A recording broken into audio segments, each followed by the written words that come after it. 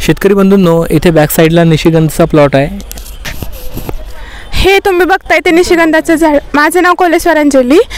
तुम्ही बघताय हा निशिगंधाचा केविकेचा प्लॉट आहे. इथं निशिगंध हे ग्रो केलं आहे. ह्याच्यामध्ये 30 बाय 30 सेंटीमीटर अंतराने आपण निशिगंध लावू शकतो किंवा म्हणजेच 1 फुटाच्या अंतराने 1 बाय 1 फूटला लावू शकता.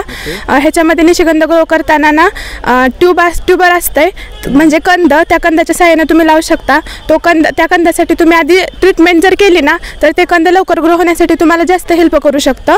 त्याच्यानंतर ह्याची कांडी हे 2 ते 3 महिन्यानंतर ह्याची कांडी येते. त्या कांडीला नंतर फूल लागतं.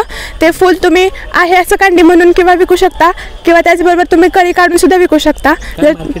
मार्केटमध्ये सध्या रेट चालू असताना सध्या रेट तर असा 150-250 पर्यंत आहे. हा, कमीत कमी दर म्हणला तर ह्याचा दर असा 50-60 पर्यंत पण जातो आणि जास्तीत जास्त म्हणला तर हा 500-600 रुपये किलो पर्यंत पण जातो पर केजी.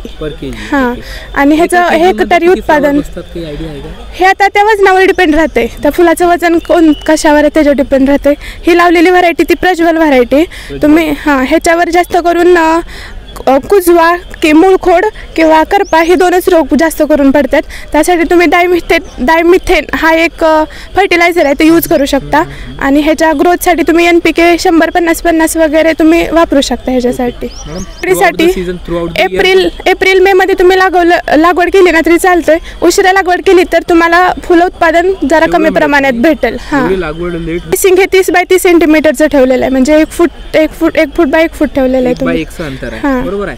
आणि हे तुम्हाला 7 ते 8 टन प्रति हेक्टर टन मिळू शकतं. मॅडम, सांगली कोल्हापूर रिजनमध्ये शक्यतो जास्त ग्रो केलं जातं आणि आपल्या रिजनमध्ये पण करतात. पण आपल्या रिजनमध्ये काही शेतकऱ्यांना वाटतं की ह्याच्यातून उत्पादन जास्त भेटत नाही, सो ते जास्त करत नाहीत. ठीक आहे, थँक्यू.